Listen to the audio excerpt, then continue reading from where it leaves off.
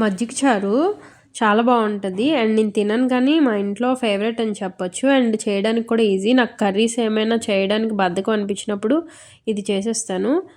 First ఒక గిన్నెలోకి పెరుగు తీసుకొని వీడియోలో చూపిస్తున్నట్టు సాఫ్ట్గా చేసుకోవాలి. ఇలా సాఫ్ట్గా చేసుకున్న తర్వాత కట్ చేసిన ఆనియన్స్, ఇందులో ఆనియన్స్ ఎక్కువ వేసుకుంటే బాగుంటుంది అనమాట. కట్ చేసిన ఆనియన్స్, అలానే 2-3 పచ్చిమిర్చి, టేస్ట్కి సరిపడా సాల్ట్, చిటికెడు పసుపు, ఇంకొంచెం కారం వేసి బాగా మిక్స్ చేసి ఒక 15-20 మినిట్స్ పక్కన పెట్టుకోవాలి. రైస్ తినే ముందు చేసుకుంటే బాగుంటుంది. ఇది ఎక్కువసేపు ఏమి టైం పట్టదనమాట.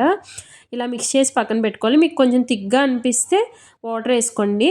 ఇలా వేసుకున్న 15-20 మినిట్స్ పక్కన పెట్టుకున్న తర్వాత పోపు వేసుకోవాలి. ఆయిల్ వేసుకొని పచ్చెనగపప్పు, మినప్పప్పు, ఆవాలు, జీలకర్ర, ఎండుమిర్చి, అలానే చిటికెడు పసుపు, కరివేపాకు వేసి ఫ్రై అయిన తర్వాత అందులో వేసేసుకోవడం అంతే. ఇంక స్టవ్ మీద పెట్టవసరం లేదు. టేస్ట్ అయితే చాలా బాగుంటుంది. ఇంకా లాస్ట్లో కొంచెం కొత్తిమీర గార్నిష్ కోసం అంతే. టేస్ట్ అయితే చాలా బాగుంటుంది. ఆనియన్స్ పెరుగులో వేసి 15 మినిట్స్ ఉంచడం వల్ల ఆనియన్ పెరుగుకి పడుతుంది అనమాట. చాలా బాగుంటుంది టేస్ట్ అయితే.